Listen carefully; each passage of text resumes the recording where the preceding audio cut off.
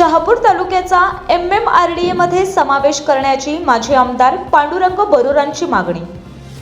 ठाणे जिल्ह्यातील शहापूर हा एकमेव आदिवासी व दुर्गम तालुका असून मुंबईला पाणी पुरवठा करणाऱ्या महत्त्वाचा धरणांचा तालुका आहे। शहापूर तालुक्याचा सर्वांगीण विकास गतिमान व्हावा यासाठी मुंबई महानगर प्रदेश विकास प्राधिकरण MMRDA मध्ये शहापूर तालुक्याचा समावेश करण्यात यावा अशी मागणी शहापूर विधानसभा मतदारसंघाचे माजी आमदार पांडुरंग बरोरा यांनी मुख्यमंत्री देवेंद्र फडणवीस यांच्याकडे पत्राद्वारे केली आहे।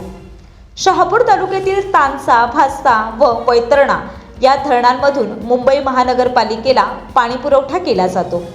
मुंबईची लाईफलाईन म्हणून ओळखल्या जाणाऱ्या या धरणांचा परिसर शहापूर तालुक्यात आहे। तसेच तालुक्यात 7 रेल्वे स्थानके असून हजारो नागरिक रोजगारासाठी मुंबई, ठाणे व कल्याण परिसरात दररोज प्रवास करतात। शहापूर तालुका हा मुंबई-नाशिक राष्ट्रीय महामार्ग क्रमांक 3 वर वसलेला मध्यवर्ती व वाहतुकीच्या दृष्टीने महत्त्वाचा तालुका आहे। मुंबई-नाशिक-सुरत महामार्गामुळे या भागातील वाहतूक प्रचंड वाढली आहे। मात्र अद्यापही शहापूर तालुक्याचा MMRDA मध्ये समावेश करण्यात आलेला नाही।